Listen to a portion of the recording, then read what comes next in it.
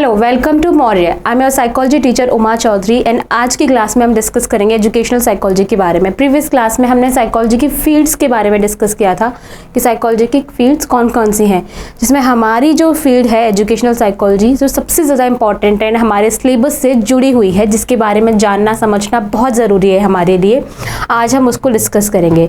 हम अपनी क्लास में जानेंगे कि बेसिकली एजुकेशनल साइकोलॉजी क्या है, एजुकेशन का मीनिंग क्या है, जो वर्ड हम एजुकेशन अपनी डे टू डे लाइफ में इतना कॉमनली इतना जनरली यूज़ करते हैं, जो एजुकेशन जो शिक्षा जो विद्या वर्ड अपन यूज़ करते हैं, उसका बेसिकली अगर अपन एक वर्ड मीनिंग निकाला, उसका शाब्दिक अर्थ निकालने की कोशिश कर रहे हैं तो वो बेसिकली क्या है, इवॉल्व कैसे हुआ एजुकेशनल साइकोलॉजी, इन चीज़ों पर आज हम बात करेंगे। उन चीज़ों को हम जानेंगे जो हमारे लिए कुछ नया भी हो सकता है कभी कुछ पढ़ा हुआ हो, लेकिन हर चीज़ को हम बहुत ही डिटेल में स्टडी करेंगे क्योंकि ये आपके लिए बहुत ज़्यादा इम्पॉर्टेंट है। एजुकेशनल साइकोलॉजी, बात हो रही है एजुकेशन की, कोई पढ़ रहा है, ठीक है, बात हो रही है माइंड की बेसिकली, क्योंकि यहाँ पर जब साइकोलॉजी वर्ड आ गया है इट मीन साइकोलॉजी की को मैंने आपको पहले भी बहुत अच्छे से एक्सप्लेन किया है कि साइकोलॉजी की जब हम बात करें तो हम किसकी बात करें, study of behaviour and mental processes. साथ में एजुकेशन एक वर्ड आया हुआ है।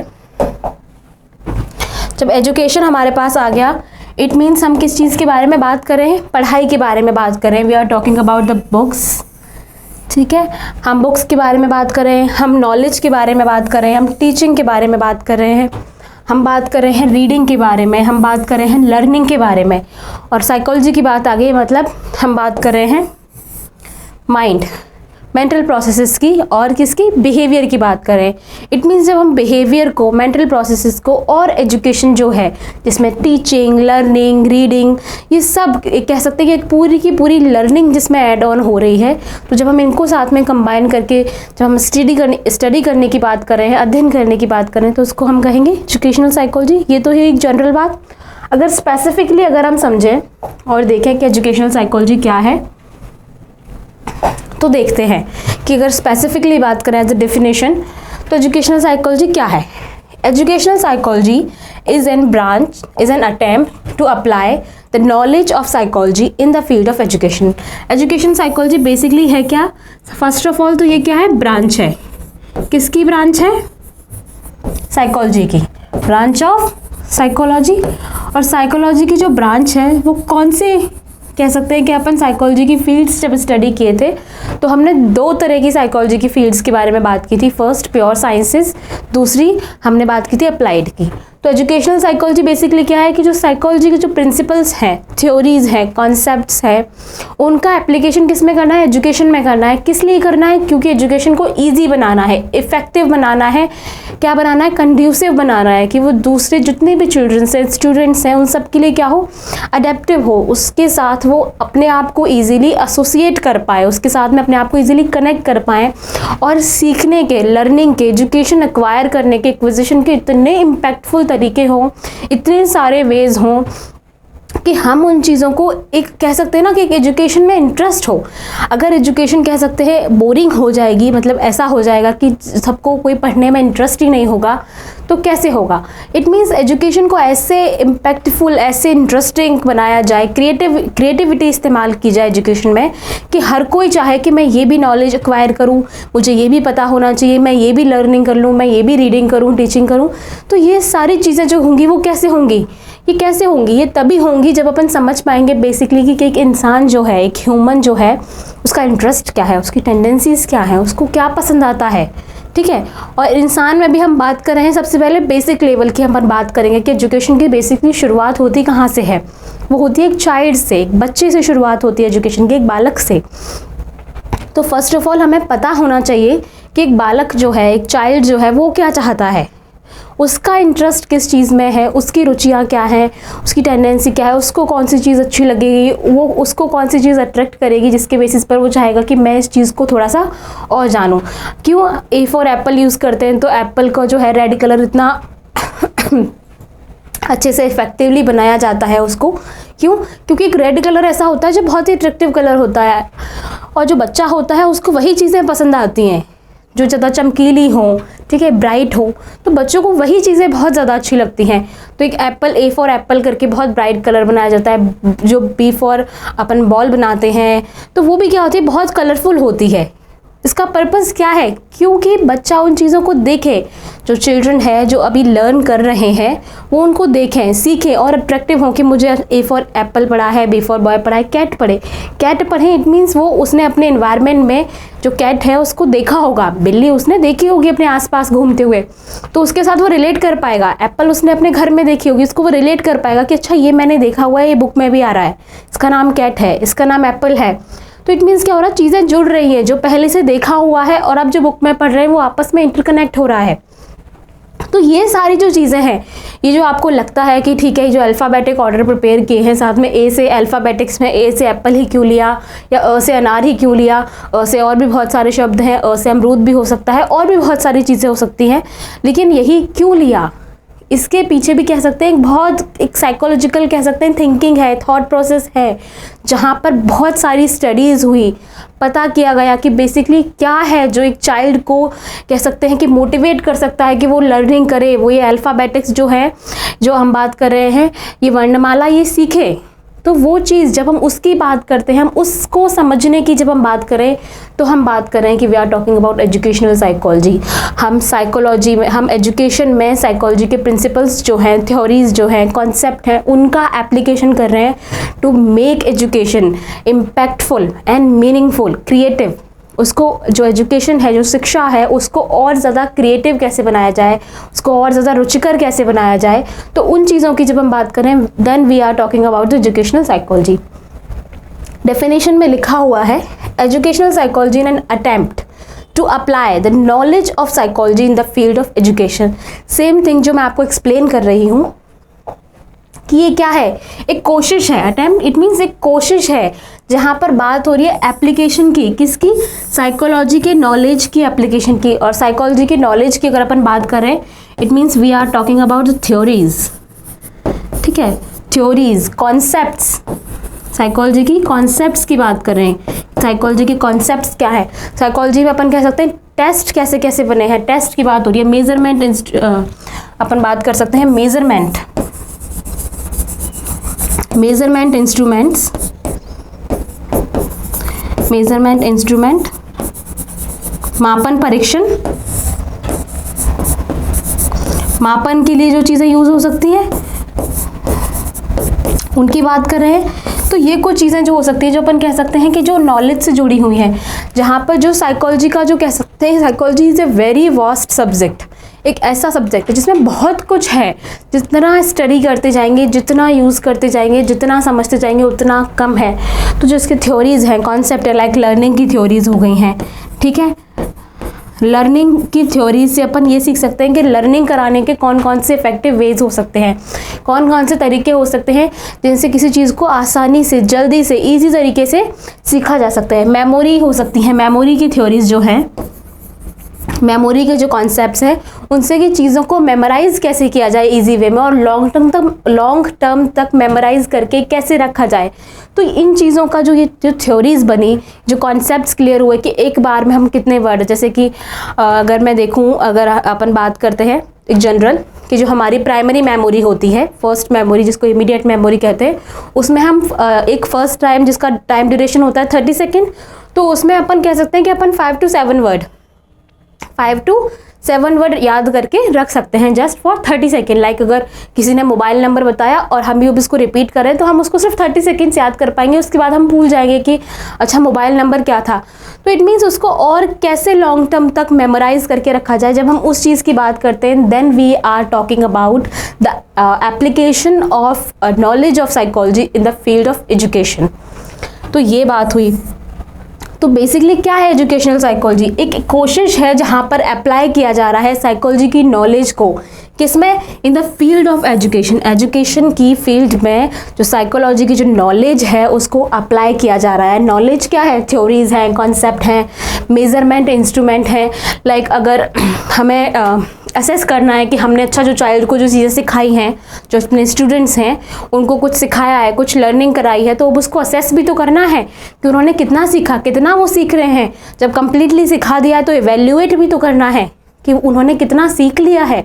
तो उन चीज़ों के लिए क्या होने चाहिए, हमारे पास कुछ इंस्ट्रूमेंट्स होने चाहिए। तो वो हमें कौन प्रोवाइड करा है, साइकोलॉजी हमें वो इंस्ट्रूमेंट्स प्रोवाइड करा रही है। तो उसको हम एजुकेशन के अकॉर्डिंग मॉडिफाई करके यूज़ कर सकते हैं। तो हम इन सब चीज़ों की जब हम बात कर रहे हैं तो हम किसके बारे में डिस्क्राइब कर रहे हैं, किसको डिस्क्राइब कर रहे हैं, या कह सकते हैं कि किसका एप्लीकेशन कर रहे हैं, एजुकेशनल साइकोलॉजी का एप्लीकेशन कर रहे हैं। आई होप आपको एजुकेशनल साइकोलॉजी का जो कह सकते हैं कि सबसे सिंपलेस्ट फॉर्म में जो मीनिंग होता है वो समझ में आया होगा। नेक्स्ट अपन समझते हैं बेसिकली कि एजुकेशन क्या है। ठीक है, अपन एजुकेशनल साइकोलॉजी की बात कर रहे हैं, लेकिन हमें ये भी तो पता होना चाहिए कि एजुकेशन क्या है। एजुकेशन वर्ड कहाँ से आया है, कह सकते हैं कि हमारा जो हम इंडिया में हैं तो हमारे यहाँ पे एजुकेशन के लिए कौन सा वर्ड यूज़ करते हैं, शिक्षा, विद्या। तो वो कहाँ से आए हैं, उनका शाब्दिक मीनिंग कह सकते हैं कि उनका जो शाब्दिक अर्थ होता है या फिर जो वर्ड मीनिंग है वो मीनिंग क्या है। एक बहुत अच्छी लाइन लिखी हुई है,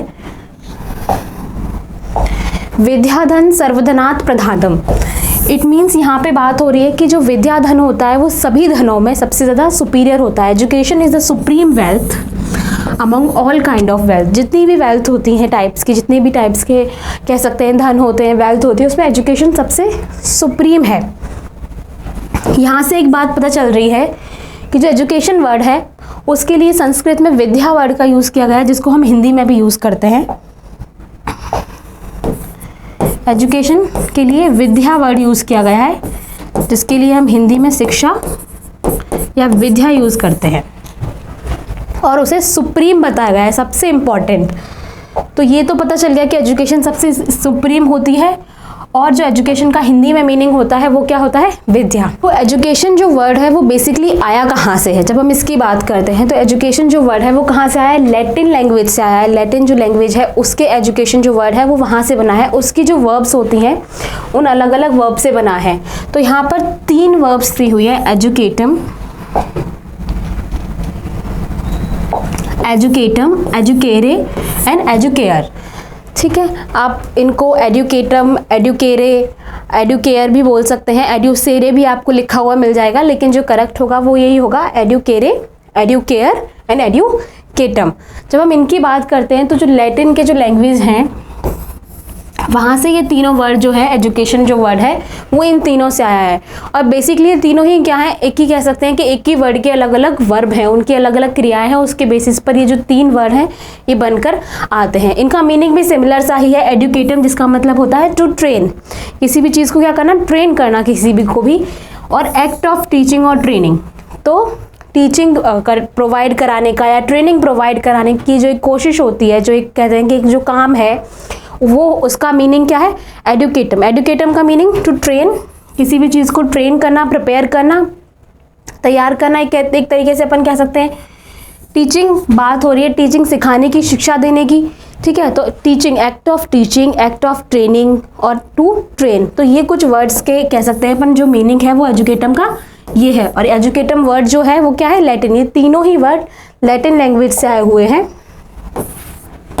लैटिन लैंग्वेज के वर्ड हैं, और इनका मीनिंग होता है बेसिकली, जब अपन बात कर रहे हैं एडुकेयर की, इट मीन्स ये किसके बारे में बात कर रहा है, to lead out, to draw out. किसी भी चीज़ को क्या करना, बाहर निकालना है, किसी चीज़ को क्या करना, आगे के लिए पुश करना, कि सबसे पहले यही चीज़ होनी चाहिए, या फिर कोई जो चीज़ है, कोई आउटकम है जिसके बारे में हम बात कर रहे हैं, हम स्टडी कर रहे हैं, उसको सबसे ज़्यादा पॉइंट आउट करना। ये हो गया एडुकेरे। उसके बारे में बात करें एडुकेयर। एडुकेयर का मीन होगा टू मोल्ड, मतलब किसी भी चीज़ को अपने अनुरूप क्या कर लेना, उसको मोल्ड कर लेना। लाइक अगर कोई चीज़ हमारे पास है, लाइक हमें कुछ बनाना है, अगर हमारे पास कुछ आयरन मटेरियल है और उसका हमें कोई ग्रिल प्रिपेयर करना है, तो हम उसको अपने हिसाब से मोल्ड करके उसका ग्रिल प्रिपेयर कर लेंगे। तो सेम तरीके से कि हम किसी भी चीज़ को एक कह सकते हैं परफेक्ट वे में मोल्ड कर रहे हैं। लाइक एक जो चाइल्ड होता है, स्टार्टिंग में उसको कुछ नहीं आता होता, लेकिन हम उसको मोल्ड कर लेते हैं, हम उसको आगे जाके एक डॉक्टर भी बना सकते हैं। तो एक छोटा बच्चा है, उसको देख के कोई नहीं कह सकता कि अच्छा ये डॉक्टर ही बन जाएगा, लेकिन उसको उस वे में मोल्ड किया गया कि वो डॉक्टर बना। To bring up, to raise, कि कोई भी जो कह सकते हैं कि क्वालिटी है या कोई पोटेंशियल है, ठीक है, कोई भी चीज़, तो उसको क्या करना, रेज करना, उसको क्या करना, बाहर लेकर आना, उसको और इंक्रीज करना। तो ये मीनिंग हुआ एडुकेयर का। एडुकेरे किसी भी चीज़ को बाहर लेकर आना, ड्रॉ आउट करना, और एडुकेटम इट मीन्स किसी भी चीज़ को ट्रेनिंग प्रोवाइड करना या फिर टीचिंग प्रोवाइड करना। तो बेसिकली ये क्या है, एक ही वर्ड है, लेकिन क्या है, इसके वर्ब्स अलग अलग हैं। तो ये लेकिन ये तीनों ही वर्ड बेसिकली क्या है, लैटिन लैंग्वेज के वर्ड हैं। तो हमारे पास जो कंफ्यूजन निकल के आ रहा है वो है कि एजुकेशन क्या है, कहाँ से आया है, लैटिन लैंग्वेज के वर्ड्स हैं एडुकेयर, एडुकेटम और एडुकेरे, उनसे मिलकर के बना है, जिनका मीनिंग होता है to train, act of teaching, to lead out, to draw out, to mould. तो बेसिकली ये मीनिंग है जहाँ से जो वर्ड है एजुकेशन वो बना है। उसके बाद बात करें कि हिंदी या संस्कृत में जो एजुकेशन वर्ड जो बना है उसके बेसिकली किन से बना है और क्या है। हम बात कर रहे हैं शिक्षा और विद्या, ये दो शब्द जो है वो हिंदी या संस्कृत में यूज़ किए जाते हैं एजुकेशन के लिए। श क्या है और विद क्या है, ये बेसिकली क्या है, दो धातुएं हैं। हिंदी में आपने या संस्कृत में आपने पढ़ा होगा धातु। जब हम बात करें बेसिकली जिन्होंने नहीं पढ़ा है उनके लिए कि धातु क्या होती है, इट मीन्स कोई भी जो वर्ब है, क्रिया जिसको अपन कहते हैं, वर्ब या क्रिया जो भी, उसका जो मूल शब्द है, जो क्रिया का जो मूल शब्द होता है बेसिकली वो हुआ धातु। ठीक है, जो एक्चुअल वर्ड है, जो मूल शब्द है वो होगा, कोई भी क्रिया रूप जो होगा, कोई भी क्रिया शब्द होगा, उसका जो मूल शब्द है वो है धातु। ठीक है, किसी भी क्रिया का मूल शब्द धातु। तो ये बेसिकली श और विद, ये दोनों क्या है, ये दोनों धातु है। तो इनसे मिलकर के जो वर्ड बना है शिक्षा और विद्या, और इनका जब हम अर्थ निकालने की कोशिश करते हैं कि इनका मीनिंग क्या है, तो इसका मीनिंग होता है डिसिप्लिन, अनुशासन। जो शिक्षा है उसका मीनिंग जो क्या है, श जो वर्ड है, श धातु, उससे ये शब्द बना है शिक्षा, और इसका अर्थ जो श जो कह सकते हैं धातु है, ठीक है, ये जो धातु है श, इसका जो अर्थ होता है वो होता है अनुशासन। डिस्क्रिप्टिव, किसी भी चीज़ का विवरण प्रोवाइड करना, उसको एक्सप्लेन करना, एलेबरेटिव करना, और सिस्टमेटिक मतलब बहुत ही ज़्यादा व्यवस्थित। तो जब हम शिक्षा की बात करते हैं तो शिक्षा में तीनों ही चीज़ होती है बेसिकली। शिक्षा, हम अपन किसी को कोई चीज़ एजुकेशन प्रोवाइड करें, इट मीन्स हम किसी भी चीज़ को बहुत ही ज़्यादा एलेबरेटिव करके बता रहे हैं। लाइक अगर हम किसी भी चीज़ के बारे में, लाइक अगर मैं भी आपको एजुकेशन समझा रही हूँ तो मैं बहुत ही एलेबरेटिव करके बता रही हूँ कि कहाँ से एजुकेशन वर्ड आया। ठीक है, हिंदी में एजुकेशन वर्ड क्या है, संस्कृत में कहाँ से, कौन से मूल शब्द से आया है। तो ये क्या कर रहे हैं अपन, बहुत ही डिस्क्रिप्टिव कर रहे हैं। सिस्टमैटिक, इट मीन्स हम स्टेप बाय स्टेप पढ़ रहे हैं। सबसे पहले जाना एजुकेशनल साइकोलॉजी क्या है, फिर एजुकेशन क्या है, फिर एजुकेशन का वर्ड कहाँ से आया है, फिर हिंदी में या संस्कृत में एजुकेशन वर्ड क्या है, फिर आगे जाके कि एजुकेशन को कैसे कैसे डिफाइन किया गया है। तो इट मीन्स क्या हो रहा है, ये बहुत ही ज़्यादा सिस्टमैटिक हो रहा है, डिसिप्लिन हो रहा है, डिस्क्रिप्टिव हो रहा है। तो ये हुआ श जो धातु शब्द है जिससे शिक्षा शब्द बना है, उसका अर्थ। उसके बाद में बात करते हैं विद्या। विद्या क्या है, विद धातु से मिलकर बना है। जो शब्द विद्या है वो विद धातु से मिलकर बना है, और जो विद का मीनिंग होता है वो क्या होता है, विजडम, नॉलेज। विजडम अपन कह सकते हैं एक प्रकार की बुद्धि, या फिर कह सकते हैं बहुत ज़्यादा समझ, और नॉलेज इट मीन्स ज्ञान। तो हम जब बात कर रहे हैं ज्ञान की, नॉलेज की, तो ये क्या है, जो विद शब्द जिससे कि विद्या वर्ड बना है, उसका मीनिंग क्या होता है, बुद्धि, विजडम या फिर ज्ञान, नॉलेज। तो हिंदी में या संस्कृत में जो एजुकेशन है उसको कहेंगे शिक्षा या फिर विद्या।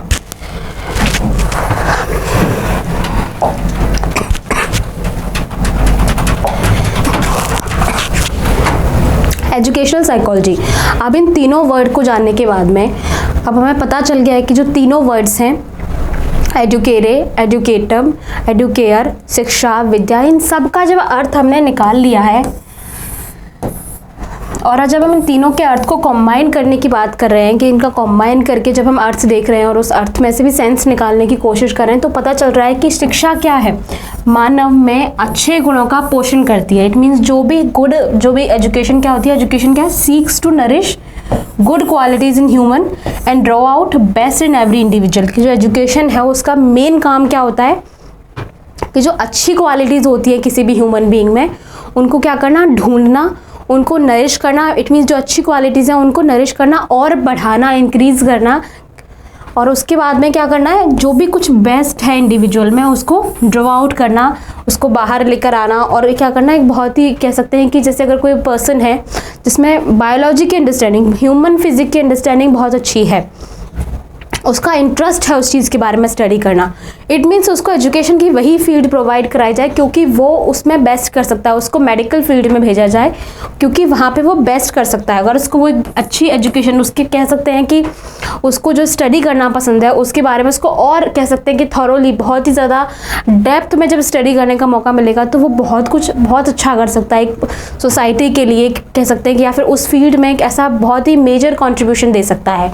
तो यही बात हो रही है कि education seeks to nourish good qualities, जो भी ह्यूमन बीइंग की जो गुड क्वालिटीज़ होती है उसको नरिश करती है एजुकेशन, उसको क्या करती है और इंक्रीज़ करती है और draw out best in every individual. और इंडिविजुअल का जो बेस्ट होता है, जो भी उसके अंदर कह सकते हैं कि जो क्वालिटी की वो सबसे ज़्यादा अच्छी चीज़ जिस तरीके से कर सकता है, उसको जो चीज़ है उसको ड्रॉ आउट करना, उसको बाहर लेकर आना, ये काम कौन करता है, एजुकेशन करती है। तो ये जो सारे वर्ड्स थे एजुकेशन के, एडुकेटम, शिक्षा, विद्या, इन सब का मीनिंग क्या ही है बेसिकली कि ये सारे ही वर्ड्स मिलकर एक ही चीज़ कहते हैं कि जो एजुकेशन है वो जो बेस्ट क्वालिटीज़ हैं ह्यूमन बीइंग की उनको नरिश करती है और साथ में जो बेस्ट ह्यूमन बीइंग जो कर सकता है, उसके अंदर जो चीज़ सबसे ज़्यादा अच्छा करने का जो पोटेंशियल है उसको बाहर लेकर आना, उसको सोसाइटी के लिए इम्पैक्टफुल बनाना।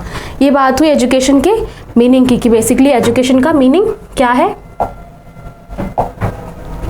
अब बात करें कि एजुकेशन की डेफिनेशंस क्या क्या हैं, तो इंडियन डेफिनेशंस की बात करते हैं कि इंडिया में एजुकेशन जो है उसकी कौन कौन सी डेफिनेशंस दी हुई हैं। फर्स्ट ऑफ ऑल अगर बात कर रहे हैं ऋग्वेद की, जो ऋग्वेद कह सकते हैं कि हमारे चारों वेदों में सबसे इंपॉर्टेंट पहला वेद, और वेद में भी सबसे पहले जो कह सकते हैं वैदिक एजुकेशन जो आया है, वैदिक साइंस जो आया, उसकी शुरुआत यहीं से हुई। तो वहाँ पर एजुकेशन को कैसे डिफाइन किया गया है, education is something which makes human self reliant and selfless. दो चीज़ों की बहुत मोस्ट इंपॉर्टेंटली बात हो रही है, सेल्फ रिलायंट एंड सेल्फलेस।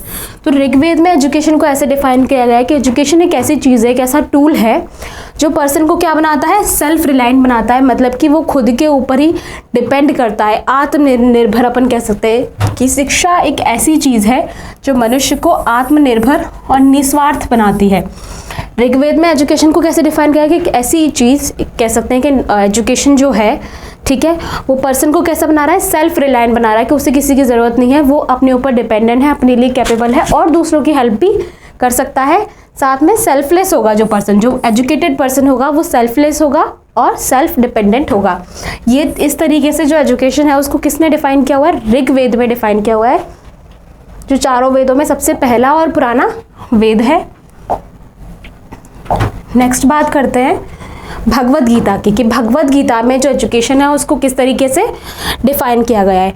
तो भगवद गीता में एजुकेशन को एज अ विजडम माना गया है, एजुकेशन को क्या एज अ विजडम कंसिडर किया गया है,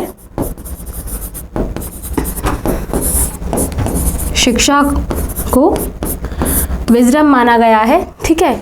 तो कहा गया है कि जो ज्ञान है, ज्ञान की तुलना में पृथ्वी पर कुछ भी अधिक पवित्र नहीं है। तो इट मीन्स जो भगवद गीता है में उसमें एजुकेशन जो है या फिर कह सकते हैं विजडम है, क्योंकि हम यहाँ पे एजुकेशन के रेफरेंस में बात करें तो यहाँ पे विजडम का मीनिंग एजुकेशन ही है, शिक्षा ही है। तो भगवद गीता में कहा गया है कि इससे ज़्यादा प्योरीफाइंग चीज़, एजुकेशन से ज़्यादा प्योरीफाइंग चीज़ अर्थ पे कुछ भी नहीं है। If one can achieve that then it means he is the purest person. और जैसे कि भगवद गीता से पहले ऋग्वेद में बताया ही गया है कि वो पर्सन जो कि एजुकेटेड होगा वो क्या होगा, सेल्फ रिलायंट होगा और सेल्फलेस होगा।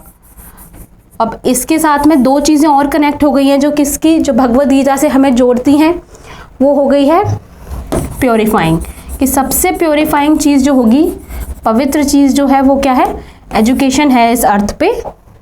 ये जो डेफिनेशन दी है एजुकेशन की वो भगवद गीता से हमें मिली है। देन नेक्स्ट स्वामी विवेकानंद, उन्होंने भी एजुकेशन को अपने वे में डिफाइन किया। उन्होंने कहा education is the manifestation of divine perfection. यहाँ पे बात हो रही है शिक्षा मानव मन में पहले से ही मौजूद ईश्वरीय पूर्णता का प्रकटीकरण है। इट मीन्स जो विवेकानंद जी जो थे उन्होंने बेसिकली एजुकेशन को कैसे डिफाइन किया कि क्या मैनिफेस्टेशन, किसी चीज़ को मैनिफेस्ट करके रखा हुआ है। इट मीन्स पहले से ही अपन ने किसी चीज़ के बारे में कह सकते हैं कि अपनी एक अजम्पशन बनी हुई है, ठीक है, हम सोच रहे हैं कि ये चीज़ ऐसे होगी। मैनिफेस्टेशन है किस चीज़ का? Divine perfection. इट मीन्स कह सकते हैं कि डिवाइन कोई भी चीज़ like it related to the spirituality, कि कोई भी एक ऐसी चीज़ है जो बहुत ही ज़्यादा डिवाइन है। डिवाइन मीन्स अपन कह सकते हैं दैविक है, ठीक है। तो जो एक कह सकते हैं कि जो चीज़ सबसे ज़्यादा परफेक्ट होगी, जिसमें सबसे ज़्यादा परफेक्शन होगा, वो क्या होगी? कोई दैवीय चीज़ ही होगी, डेफिनेटली कोई डिवाइन चीज़ ही होगी। तो उसका मैनिफेस्टेशन एजुकेशन है।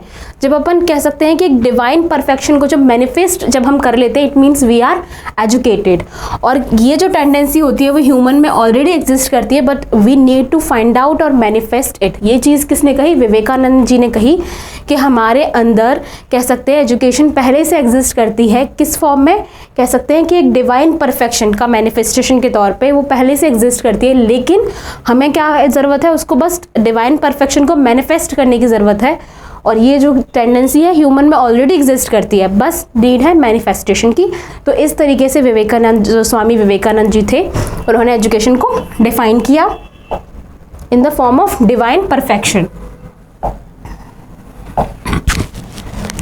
जो नेक्स्ट डेफिनेशन है वो है महात्मा गांधी की डेफिनेशन, कि उन्होंने एजुकेशन को कैसे डिफाइन किया। महात्मा गांधी ने एजुकेशन के लिए कहा कि एजुकेशन एक ऑल राउंड डेवलपमेंट है।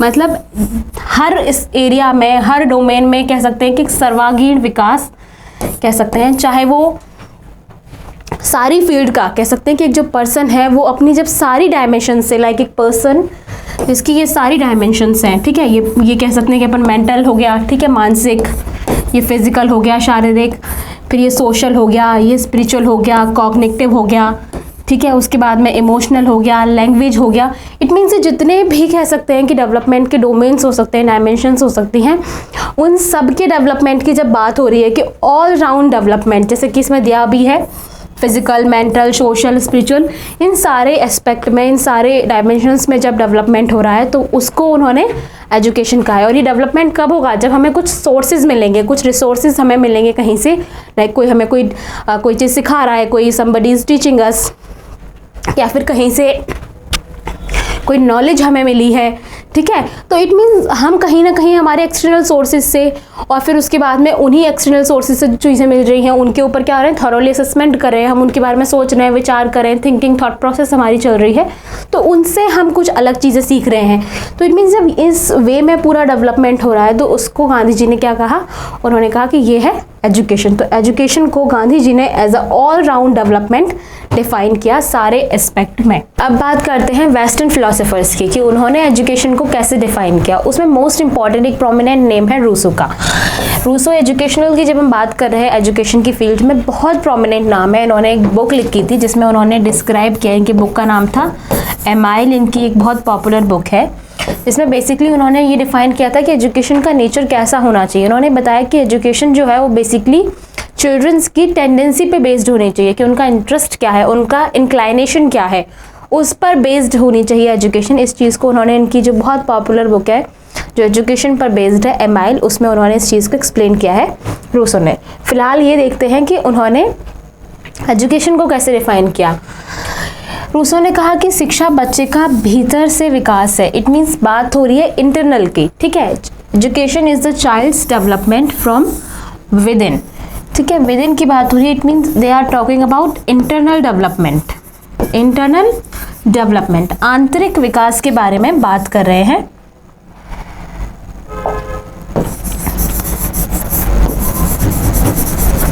इंटरनल डेवलपमेंट की बात हो रही है, आंतरिक विकास के बारे में बात कर रहे हैं। उन्होंने कहा कि एक्सटर्नल इन्वायरमेंट से जो भी चिल्ड्रंस होते हैं वो एक्वायर करते हैं, उस पर थॉट प्रोसेस वर्क करती है, एंड देन क्या हो रहा है, उसके इंटरनली क्या हो रहा है, कुछ डेवलपमेंट हो रहा है। इंटरनली जो भी एक्विजिशन एक्वायर किया उन्होंने, जो भी एक्विजिशन हुई, कोई भी नई चीज़ सीखी, ठीक है, वो कहाँ से? इंटरनली अपने यहाँ पे जो अपना मेंटल प्रोसेस है, अपनी जो कह सकते हैं कि जो कॉग्निशन के जो पार्ट्स हैं, अपनी मेंटल प्रोसेसेस हैं, उसमें वो ऐड ऑन हुई। इसी चीज़ को उन्होंने समझाया कि जो एजुकेशन है वो क्या है, एक पर्सन का इंटरनल डेवलपमेंट है। जब कोई भी चीज़ हम अक्वायर कर रहे हैं, इट मीन्स क्या हो रहे हैं, हम खुद को इंटरनली क्या कर रहे हैं, डेवलप कर रहे हैं। तो जो एजुकेशन को as a internal development define किया रूसो ने। रूसो के बाद में बात करते हैं नेक्स्ट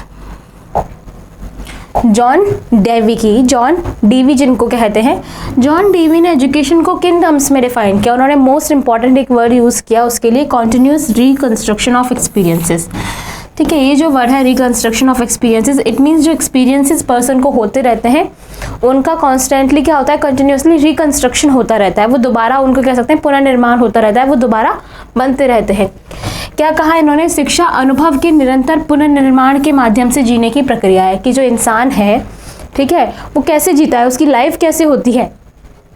तो उन्होंने कहा कि एक जो होता है अपने एक्सपीरियंसेस, जो उसने, एक पर्सन है, उसने एक्सपीरियंस जो थे वो सीखे, उसने एक्सपीरियंस किया, एक्विजिशन किया, और उसी के रिलेटेड अगर उसने कोई दूसरा एक्सपीरियंस किया है तो वो क्या कर रहा है, रिकंस्ट्रक्ट कर रहा है कि अच्छा पहले के एक्सपीरियंस से ये सीखा था, अभी के एक्सपीरियंस से ये सीखा।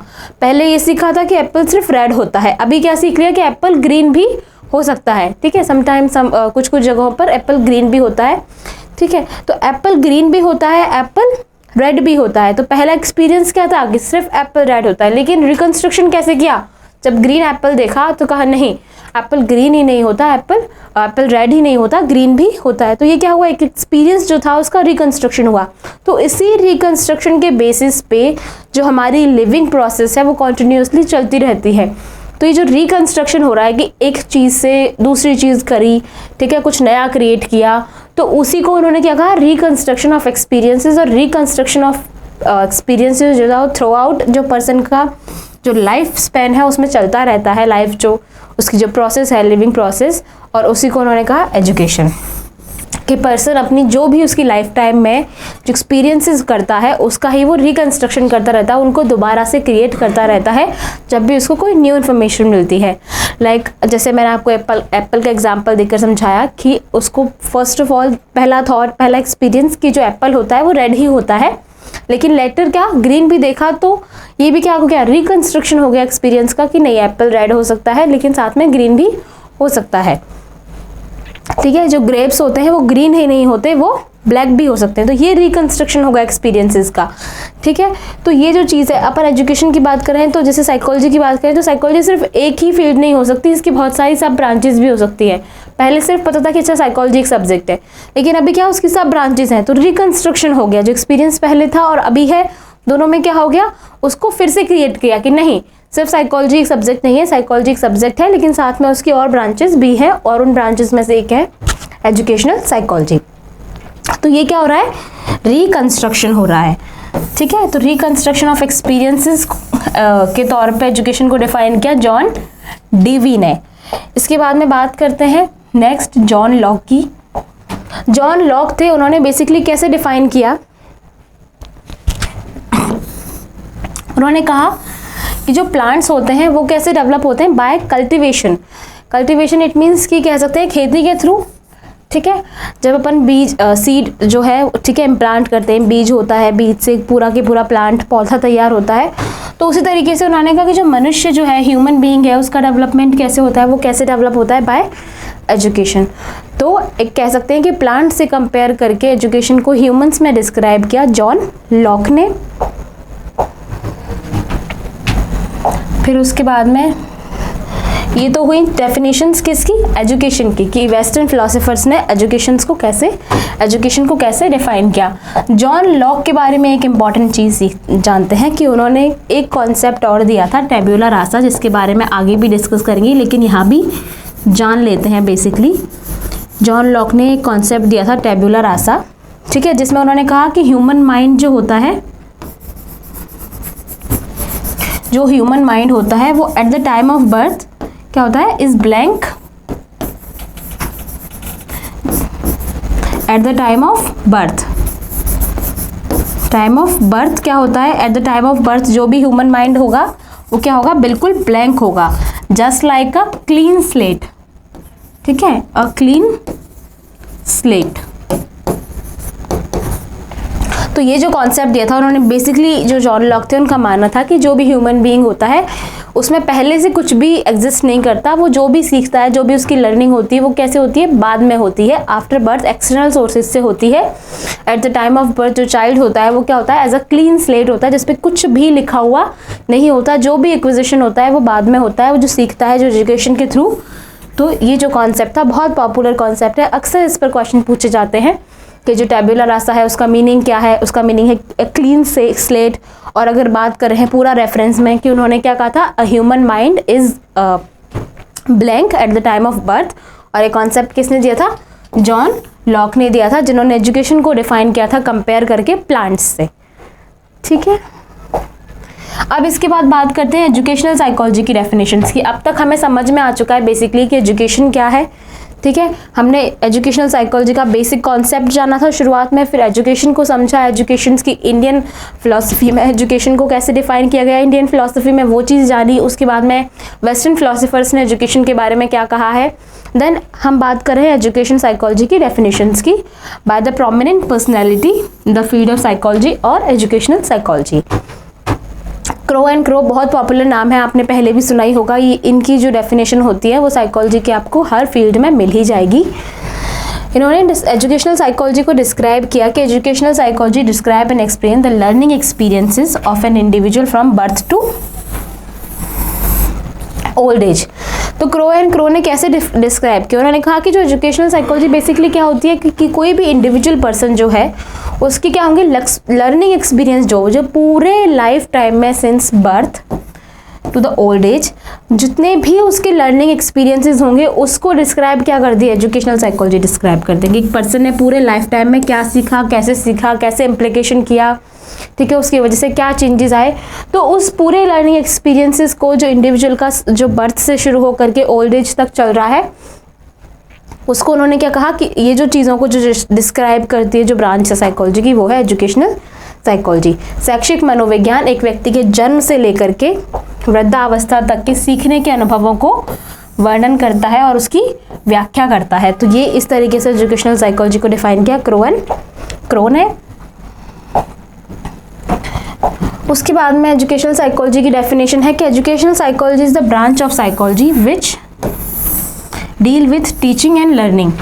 तो एजुकेशनल साइकोलॉजी क्या है, एक साइकोलॉजी की जो एक कह सकते हैं कि साइकोलॉजी की ब्रांच है जो टीचिंग एंड लर्निंग के साथ में डील करती है, टीचिंग एंड लर्निंग को एक्सप्लेन करती है कि कैसे टीचिंग एंड लर्निंग होती है। इसके बाद में कॉलेसनिक की एक डेफिनेशन है, ठीक है, जिसमें उन्होंने क्या कहा है, वी कॉलेसनिक बहुत इंपॉर्टेंट नाम है, अक्सर इनकी डेफिनेशंस पूछी जाती हैं एग्जाम्स में। इन्होंने कहा educational psychology is application of findings and theories of psychology in the field of education. जैसा मैंने आपको पहले ही एक्सप्लेन किया था कि जो भी थ्योरीज हैं, कॉन्सेप्ट हैं, फाइंडिंग्स हैं, रिसर्च के बेस पे जो भी हमारे पास कॉन्क्लूजन्स है उनको हम एजुकेशन की फील्ड में अप्लाई कर रहे हैं, तो उसको as a educational psychology define किया कॉलेसनिक ने। मनोविज्ञान शिक्षा के क्षेत्र में मनोविज्ञान के निष्कर्ष, सिद्धांत, कॉन्सेप्ट और उनका प्रयोग है, application of general psychology. Next अपन बात करें historical background of educational psychology की। अब एजुकेशनल साइकोलॉजी की थोड़ी सी हिस्ट्री देखते हैं। बेसिकली ग्राइंडर एक साइकोलॉजिस्ट का नाम है जिन्होंने 1989 में 1989 में एजुकेशनल साइकोलॉजी की कह सकते हैं एक डिटेल्ड हिस्ट्री प्रोवाइड की, लेकिन हम डिटेल्ड हिस्ट्री नहीं पढ़ेंगे, अपन ब्रीफ में देखेंगे कि एजुकेशनल साइकोलॉजी की जो हिस्ट्री है वो बेसिकली क्या है, जो किसने प्रोवाइड की, ग्राइंडर ने प्रोवाइड की 1989 में।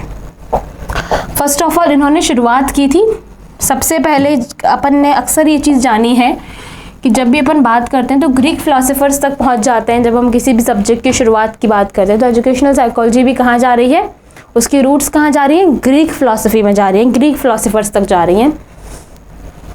फर्स्ट ऑफ ऑल जिसकी हम बात करेंगे वो है प्लेटो, ठीक है। प्लेटो बेसिकली आप देख सकते हैं उनका ये फोटो यहाँ पे है। प्लेटो क्या है, ग्रीक फिलोसफर्स हैं। प्लेटो क्या है, ग्रीक फिलोसफर में से है और एक बहुत पॉपुलर नाम है ग्रीक फिलोसफी में। प्लेटो ने क्या कहा है एजुकेशन के बारे में कि all knowledge is innate at the birth and become perfect by experiential learning.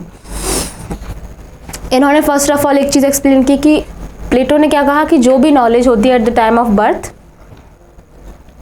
वो क्या होती है, परफेक्ट बनती है। कैसे? एक्सपीरियंशियल लर्निंग से। ठीक है, जो भी कह सकते हैं कि इन्होंने कहा कि at the time of birth इंसान के पास नॉलेज तो होती है, लेकिन क्या होती है, अपन कह सकते हैं कि वो परफेक्ट नहीं होती या फिर हमें उसका यूटिलाइजेशन नहीं आता, वो हम सीखते हैं एक्सपीरियंशियल लर्निंग के थ्रू। एक्सपीरियंशियल लर्निंग बेसिकली क्या होती है कि लर्निंग थ्रू अधिगम, किससे? Learning through practical, through experiments and practicals,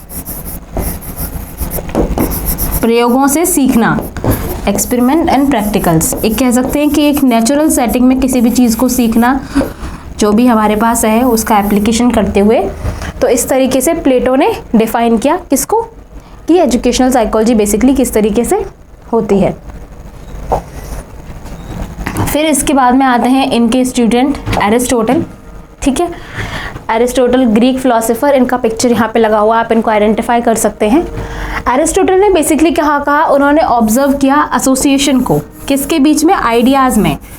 कि उन्होंने कहा कि आइडियाज़ में एसोसिएशन होता है और वो क्या करता है? फैसिलिटेट, जो आइडियाज़ में जो एसोसिएशन होता है वो फैसिलिटेट करता है अंडरस्टैंडिंग एंड रिकॉल। हमारे पास दो आइडिया आए, ठीक है, अब उन दो आइडिया क्या है? आपस में जुड़े हुए हैं। जैसे मैंने आपको बात की, ठीक है, कि एक एप्पल ग्रीन देखा, एक एप्पल रेड देखा, ये दो अलग अलग आइडियाज़ हो गए। ठीक है, कि एप्पल ग्रीन है, एप्पल रेड है, लेकिन उनमें एसोसिएशन क्या है? एसोसिएशन है कि वो दोनों ही ग्रीन है और जो रेड है वो दोनों क्या है? वो दोनों ही एप्पल है। ठीक है, तो इसकी वजह से क्या हो रही है? हमारी समझ बन रही है कि बेसिकली हम किसके बारे में बात कर रहे हैं? एप्पल के बारे में बात कर रहे हैं। ठीक है, दो अलग अलग चीज़ें क्या है हमारे पास? एक green, we are talking about apple. ठीक है, हमारे पास इसके दो अलग अलग चीज़ें क्या हैं कि एक तो है ग्रीन और दूसरी है रेड।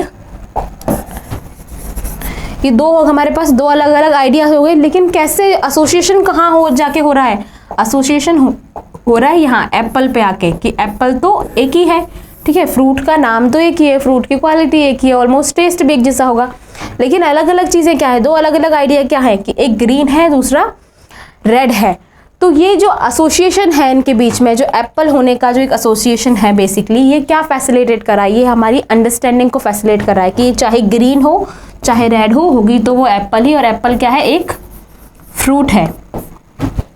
ठीक है, तो इस चीज़ से हमारी समझ बन रही है और दूसरा हमें रिकॉल करने में ईजी हो रहा है कि हम एक फ्रूट के बारे में बात कर रहे हैं जो कि रेड भी होगा, ग्रीन भी होगा। या फिर आप एक एग्जाम्पल लेकर ये समझ सकते हैं कि कोई ग्रेप्स हैं तो सेम उनके साथ एप्लीकेशन ब्लैक भी हो सकते हैं, ग्रीन भी हो सकते हैं। ठीक है, लेकिन उनके बीच में एसोसिएशन क्या है कि दोनों ही क्या है? फ्रूट है, और एक ही फ्रूट है ये बेसिकली, शेप साइज भी। ठीक है, कह सकते हैं कि इनकी जो एक्सटर्नल स्ट्रक्चर होती है और कह सकते हैं कि ऑलमोस्ट टेस्ट भी क्या होगा?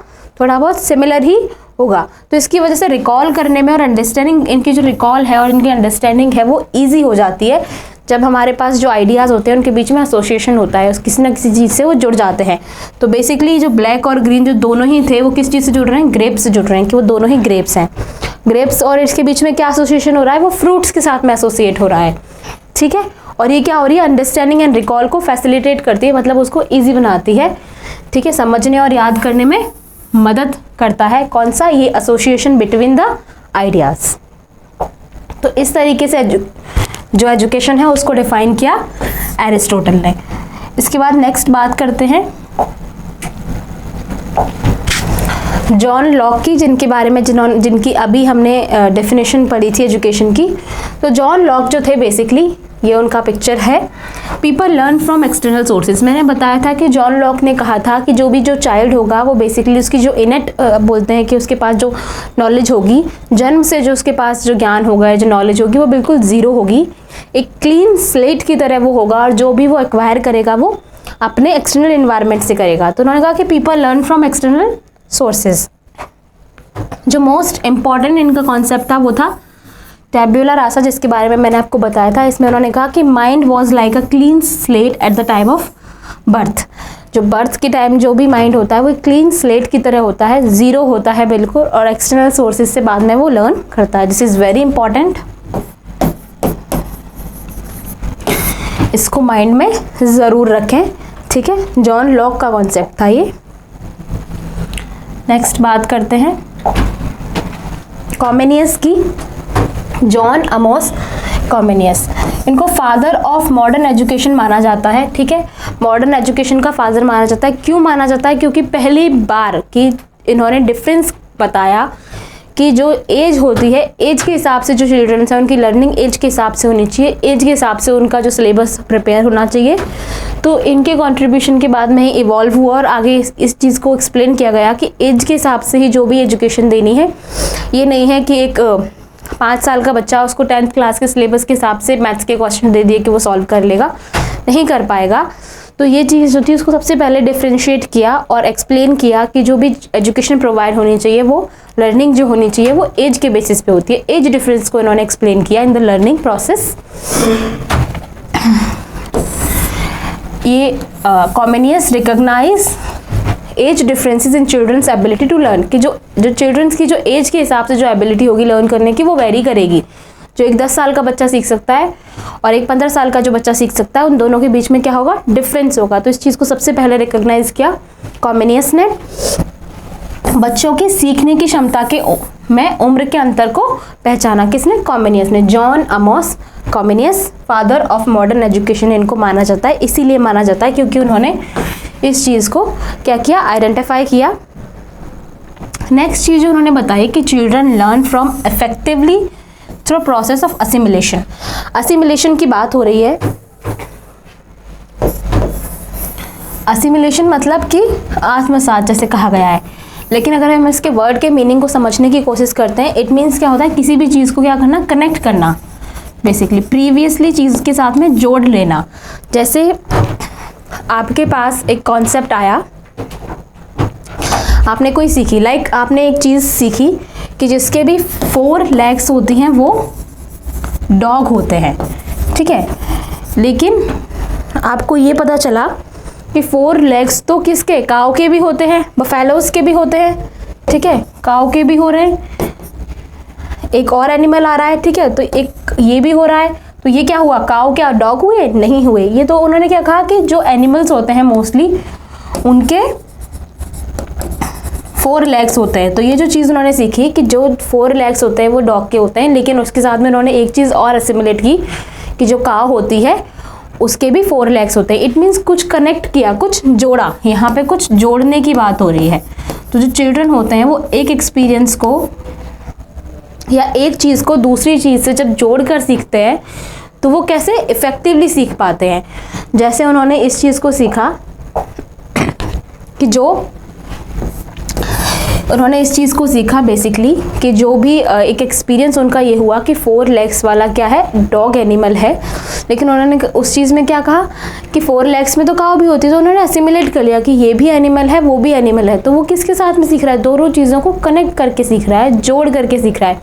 एक एक्सपीरियंस और दूसरे एक्सपीरियंस को जब वो एक साथ में इंटरकनेक्ट कर रहा है, असिमुलेट कर रहा है, चीज़ों को क्या कर रहा है? एक दूसरे के साथ में इंटरकनेक्ट करके उनसे रिलेट करके सीख रहा है। बेसिकली बात हो रही है रिलेट करने की, जोड़ने की। तो उन्होंने कहा कि अगर असिमुलेशन से कोई भी जो चाइल्ड है वो सीखेगा तो वो क्या होगा? इफेक्टिवली सीख सकता है। इस बारे में इसको भी किसने एक्सप्लेन किया? कॉमेनियस ने एक्सप्लेन किया। इसके बाद में आते हैं रूसो। रूसो ने बेसिकली क्या कहा? रूसो ने बेसिकली कहा कि जो नॉलेज एक्विजिशन होता है वो एक्सपीरियंसेस के थ्रू होता है। मोस्ट इंपॉर्टेंट चीज़ कि नॉलेज एक्विजिशन कहाँ से होगा? वो किससे होगा? एक्सपीरियंसेस के बेसिस पे होगा। मैंने इनको बता दिया था कि इनकी बहुत पॉपुलर बुक है एमआईएल, जिसमें उन्होंने एजुकेशन के ऊपर बहुत इंपॉर्टेंट कॉन्सेप्ट लिखे हैं। कॉन्सेप्ट ऑफ एजुकेशन जो इन्होंने लिखे हैं, most important concept of education किसमें लिखे? इनकी जो बुक थी एमआईएल, उसमें उन्होंने कॉन्सेप्ट ऑफ एजुकेशन को बहुत अच्छे से डिस्क्राइब किया है, जॉन जैकस रूसो। ठीक है, इसके अलावा इनकी जो इंपॉर्टेंट चीज़ें हैं, उन्होंने किस चीज़ पे फोर्स किया था कि जो चिल्ड्रंस हैं उनको जो उनकी एजुकेशन होनी चाहिए वो कैसी होनी चाहिए? उनके इंटरेस्ट के बेस पे होनी चाहिए। Like he proposed educating children according to their natural inclination, tendencies and feeling. किसकी बात हो रही है? नेचुरल इंक्लाइनेशन की बात हो रही है। ठीक है, उनका जो प्राकृतिक झुकाव होता है, नेचुरली उनको क्या सीखना अच्छा लगता है, उनकी टेंडेंसी क्या है, उनकी प्रवृत्ति क्या है, और फीलिंग्स कि वो किस चीज़ की भावनाओं, मतलब कि वो किस चीज़ के लिए ज़्यादा अपने आप को चाहते हैं, इंटरेस्टेड पाते हैं, किस चीज़ को सीखने में उनका ज़्यादा मन लगता है। तो उन्होंने कहा कि एजुकेशन उसी के हिसाब से होनी चाहिए, जिसका जो पढ़ने का मन है उसको वो पढ़ने देना चाहिए। तो ये किसने बताया? ये जॉन जैकस रूसो ने बताया। इसके बाद में आते हैं पेस्टोलॉजी। ठीक है, पेस्टोलॉजी, ये इनका यहाँ पे पिक्चर है, आप आइडेंटिफाई कर सकते हैं। पेस्टोलॉजी क्या होता है? फर्स्ट अप्लाइड एजुकेशनल साइकोलॉजिस्ट माना जाता है। इट मीन्स यहाँ पे एजुकेशनल में जो एजुकेशन है उसमें साइकोलॉजी के जो प्रिंसिपल्स हैं उनको सबसे पहले अप्लाई किया किसने किया? पेस्टोलॉजी ने किया। ठीक है, इन्होंने जो रूसो की जो टीचिंग्स थी, ठीक है, उसको उन्होंने प्रैक्टिस में लाया, इसीलिए उनको क्या फर्स्ट अप्लाइड एजुकेशनल साइकोलॉजिस्ट माना जाता है। क्योंकि जो रूसो ने जो टीचिंग्स दी थी, जो एजुकेशनल साइकोलॉजी को जैसे उन्होंने डिस्क्राइब किया कि जो एजुकेशन होनी चाहिए वो कैसे होनी चाहिए? इंटरेस्ट के बेसिस पे होनी चाहिए। जो नेचुरल इंक्लाइनेशन है, जो टेंडेंसीज है बच्चे का, जिस तरीके से झुकाव है, जो उसकी फीलिंग्स है, जो उसका इंटरेस्ट है, उसके बेसिस पे एजुकेशन होनी चाहिए। तो इस चीज़ को उन्होंने क्या किया? एक नेचुरल सेटिंग में अप्लाई किया। उन्होंने बच्चों को उनके इंटरेस्ट के बेसिस पे पढ़ाना शुरू किया, अप्लाई किया। तो इसीलिए उनको first applied educational psychologist consider किया जाता है। देन बात हो रही है हर्बर्ट की, हर्बर्ट स्पेंसर। ठीक है, इनको फादर ऑफ साइंटिफिक पेडागोजी माना जाता है। This is also very very important. Father of scientific pedagogy किसको कंसिडर किया जाता है? Herbert Spencer. इनका पूरा नाम है हर्बर्ट स्पेंसर। इन्होंने बेसिकली क्या एक्सप्लेन किया कि interest develops when already strong and vivid ideas are hospitable towards new one. It means जो मोस्ट इंपॉर्टेंट चीज़ अपन बात कर रहे हैं कि जो स्ट्रॉन्ग होंगे एंड विविड, मतलब कि बहुत तरीके से कह सकते हैं कि एक बहुत डाइवर्स आइडियाज़ होंगे, और जो स्ट्रॉन्ग होंगे बहुत ज़्यादा, हमने उनको बहुत स्ट्रॉन्गली अडेप्ट कर रखा होगा। तो जो आइडियाज़ हमारे पहले से बने हुए हैं वो क्या होंगे? जो नए आइडियाज़ आ रहे हैं उनके लिए क्या होंगे? हॉस्पिटेबल बिहेवियर होगा उनका, वो हॉस्पिटेबिलिटी शो करेंगे उसके लिए। तो क्या होंगे? जो आइडियाज़ क्या होंगे? वो डेवलप होंगे। ठीक है, रुचि तब विकसित होती है जब पहले से ही मजबूत विचार नए के प्रति क्या होते हैं, एक कह सकते हैं कि एक बहुत ही अच्छा वे शो करते हैं, उनको क्या करते हैं? वेलकम करते हैं। लाइक अगर आप कह सकते हैं कि आप बहुत ही स्पिरिचुअल पर्सन है, ठीक है, आपको अच्छा लगता है मेडिटेट करना, ठीक है, तो अब मेडिटेशन के प्रोसेस में अगर आपको कोई और कुछ नई चीज़ें सिखा रहा है, कुछ नए ध्यान के नए तरीके सिखा रहा है, तो आप क्या होंगे? क्योंकि आप में मेडिटेशन बहुत स्ट्रांगली क्या कर सकता है? एग्जिस्ट करता है। आपके पास उसके जो आइडियाज़ हैं, जो प्रिंसिपल्स कह सकते हैं, जो कॉन्सेप्ट्स बने हुए हैं आपके पास मेडिटेशन के, अब उसमें आपको कोई नई चीज़ ऐड ऑन करने जा रहा है जो आपके आइडियाज़ के हिसाब से है, और आपके जो आइडियाज़ हैं उसके लिए क्या करें? एक हॉस्पिटेबिलिटी शो कर रहे हैं। तो जो आइडियाज़, इट मीन्स क्या हो रहा है? आपका उस फील्ड में इंटरेस्ट डेवलप होगा, आप उसमें एजुकेशन की तरफ चले जाएंगे, आप उस जो स्पेसिफिक फील्ड होगी उसमें एजुकेट होंगे। तो इस चीज़ को हर्बर्ट स्पेंसर ने डिफाइन किया था कि हमारा first of all interest, education के लिए इंटरेस्ट डेवलप तब होगा जब हमारे प्रीवियसली फॉर्म जो स्ट्रॉन्ग आइडियाज़ हैं, जो बेसिकली हमारी पूरी पर्सनैलिटी, हमारा थॉट प्रोसेस क्रिएट कर रहे हैं, उनको जो नए सीखने वाले जो आइडियाज़ होने चाहिए, जो नई चीज़ें जो हम सीखने जा रहे हैं, उनके लिए क्या होना चाहिए? बहुत ही ज़्यादा एक ऐसे वे में होना चाहिए कि हाँ ठीक है, इसको भी हमें अडेप्ट करना है, उसके लिए एक हॉस्पिटेबिलिटी शो होनी चाहिए। इसके बाद में विल्हेम वुंट ने बेसिकली डिफाइन किया एजुकेशन की फील्ड में कि explain association among mental processes. उन्होंने कहा कि जो मेंटल प्रोसेसेस होती हैं, बेसिकली कॉन्शियसनेस, मेंटल प्रोसेसेस से इनका मीनिंग कॉन्शियसनेस से था। तो उन्होंने कहा कि जो भी हमारी अवेयरनेस होती है, बेसिकली जो हमारी मेंटल प्रोसेसेस होती हैं आपस में जुड़ी हुई होती हैं। लाइक मेमोरी समहाउ इंटेलिजेंस को अफेक्ट करती है, इंटेलिजेंस मेमोरी को अफेक्ट करती है, ये दोनों मिलकर पर्सनैलिटी को अफेक्ट करते हैं। तो इट मीन्स जितनी भी मेंटल प्रोसेस होती हैं, थॉट प्रोसेस होती हैं, ये आपस में क्या होती हैं? जुड़ी हुई होती हैं, कनेक्टेड होती है। तो इस चीज़ को एक्सप्लेन किया विल्हेम वुंट ने। इसके बाद में नेक्स्ट जॉन डीवी ने कहा कि individual function should be basis for understanding, कि जो भी इंडिविजुअल फंक्शंस होने चाहिए वो उनके अंडरस्टैंडिंग का बेस होना चाहिए, बेसिकली कि व्यक्तिगत कार्यों को समझने का जो भी इंडिविजुअल फंक्शंस होना चाहिए उनका क्या होना चाहिए? अंडरस्टैंडिंग पर बेस होने चाहिए जो भी इंडिविजुअल, कोई भी पर्सन जो फंक्शंस कर रहा है वो उसकी अंडरस्टैंडिंग पर बेस्ड होने चाहिए, ठीक है, तभी तो एक कह सकते हैं कि एक राइट फील्ड में एजुकेशन एक्विजिशन होगा। देन इसके बाद में बात हो रही है Edward Lee Thorndike, most prominent name in the field of education psychology, most important thing, father of educational psychology consider किया जाता है थॉर्नडाइक को। क्यों किया जाता है? क्योंकि इन्होंने ऐसे कॉन्सेप्ट दिए एजुकेशनल साइकोलॉजी की फील्ड के लिए जो कि बहुत इंपॉर्टेंट थे और उसके बेसिस पर जिसको स्कूल में एप्लीकेशन बहुत ज़्यादा है और उनको यूज़ किया जाता है। फर्स्ट ऑफ ऑल एक बात की इन्होंने कनेक्शनिज्म की। इन्होंने कहा कि जो भी स्टिमुलस होता है और रिस्पॉन्स होता है वो आपस में जुड़े हुए रहते हैं, कि कोई स्टिमुलस हमें दिया तो उसके ऊपर जो हमारा रिस्पॉन्स होगा वो क्या होगा, वो ऑलरेडी कनेक्टेड होगा।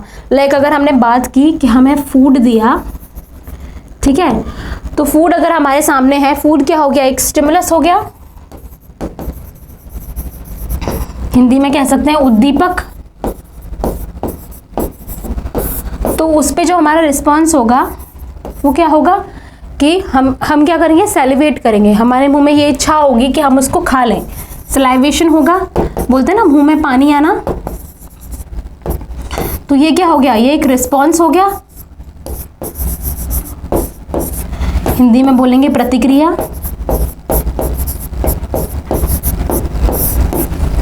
तो इन्होंने बेसिकली क्या एक्सप्लेन किया कनेक्शनिज्म में कि कोई भी स्टिमुलस होगा, उद्दीपक जो होगा, उससे जो उसकी प्रतिक्रिया होगी, रिस्पॉन्स वो जुड़ा हुआ होगा। लाइक अगर फूड अगर देखेंगे तो सैलिवेशन होगा, इच्छा होगी कि उसको खा लिया जाए, मुंह में पानी आएगा ही आएगा। तो ये एक एग्जांपल अपन कह सकते हैं कनेक्शनिज्म का। इट मीन्स उन्होंने बेसिकली एक्सप्लेन किया कि चाइल्ड को अगर एक चीज़ सिखाएंगे तो वो दूसरी अपने आप उसकी तरफ क्या होगा, एक स्टिमुलस उसको दिया है, ठीक है, अगर उसको ए फॉर एप्पल दिखा, एक कह सकते हैं कि एक एप्पल दिखा दिया, तो अगर वो लर्निंग फेज में है तो वो उसको ए फॉर एप्पल करके बोलेगा, या फिर उसको जस्ट ए करके कुछ दिखा दिया, ऐसे साइन दिखा दिया, ठीक है, तो वो बोलेगा एप्पल। उसको ये नहीं पता कि ए फॉर एप्पल ये तो सिर्फ एक सिखाने के लिए होता है, ये पूरा एक कह सकते हैं कि जो पूरा ए वर्ड है ये एप्पल को डिनोट नहीं करता है, लेकिन उस टाइम पे उसका कह सकते हैं कि जो कनेक्शन जो बना हुआ है, जो उसका एसोसिएशन बना हुआ है वो उसी तरीके का है। तो बेसिकली इन्होंने फोकस किया जो चाइल्ड की लर्निंग होनी चाहिए कनेक्शन के बेसिस पे होनी चाहिए, इसको जो स्टिमुलस दिया जा रहा है उसके ऊपर जो रिस्पॉन्स आएगा वो उन दोनों के बीच में कनेक्शन होना चाहिए, ठीक है। दूसरा इनका मोस्ट इंपॉर्टेंट एक कॉन्सेप्ट जो था वो था ट्रायल एंड एरर लर्निंग, ठीक है। इन्होंने एक बात की थी ट्रायल एंड एरर की,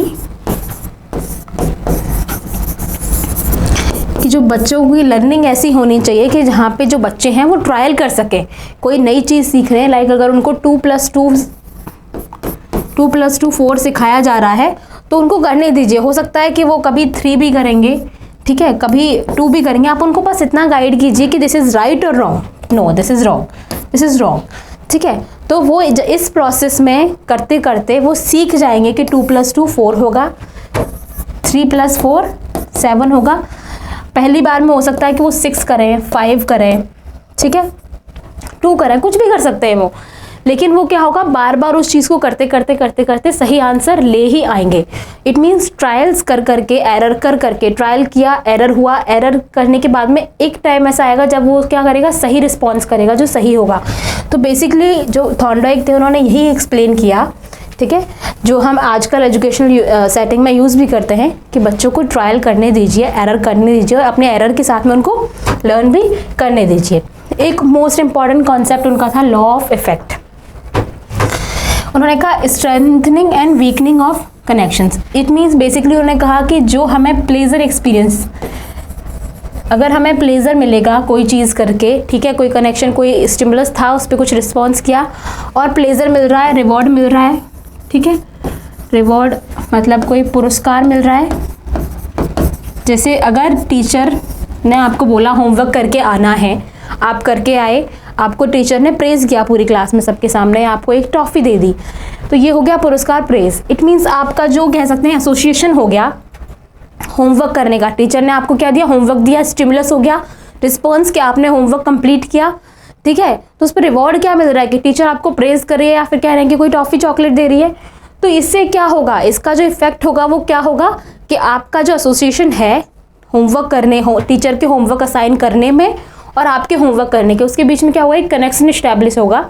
अब टीचर जब भी होमवर्क देगी आप होमवर्क करके आओगे। क्यों करके आओगे? क्योंकि आपको पता है कि अगर मैं होमवर्क करूंगा तो टीचर प्रेज करेगी या फिर मुझे टॉफी या चॉकलेट कुछ मिलेगा। वीकनिंग की बात कर रहे हैं, आपने होमवर्क नहीं किया, ठीक है, तो यहाँ पे बात हो रही है कुछ नेगेटिव फीलिंग की, या फिर कह सकते हैं कि पनिशमेंट।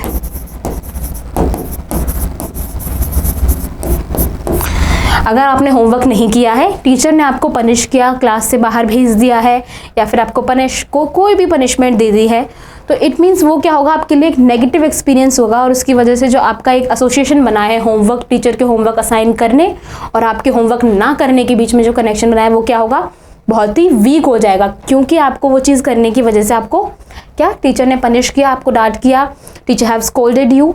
तो इन सब चीज़ों की वजह से क्या होगा, ये जो चीज़ थी लॉ ऑफ इफेक्ट, इसको थॉर्नडाइक ने एक्सप्लेन किया। और most important thing about the Thorndike is that कि उनको फादर ऑफ साइकोलॉजी कंसिडर किया जाता है। तो यहाँ पे आज हमने बात की एजुकेशनल साइकोलॉजी के कौन कौन से फील्ड्स थे। एजुकेशनल साइकोलॉजी की डेफिनेशन क्या है, उसका मीनिंग क्या है, एजुकेशन का मीनिंग क्या है, और हिस्टोरिकल बैकग्राउंड जो रहा है वो क्या रहा है, फादर ऑफ एजुकेशनल साइकोलॉजी कौन थे, फादर ऑफ मॉडर्न एजुकेशन कौन है, ठीक है, फादर ऑफ साइंटिफिक पेडागोजी कौन है। तो ये कुछ बहुत इंपॉर्टेंट फैक्ट्स के साथ में article information about the concept हमने आज एक्वायर की। तो आज हमने एजुकेशन के बारे में जाना। अगर आपको क्लास अच्छी लगी हो, if you like the class then please comment करके बताएं and share it. Thank you.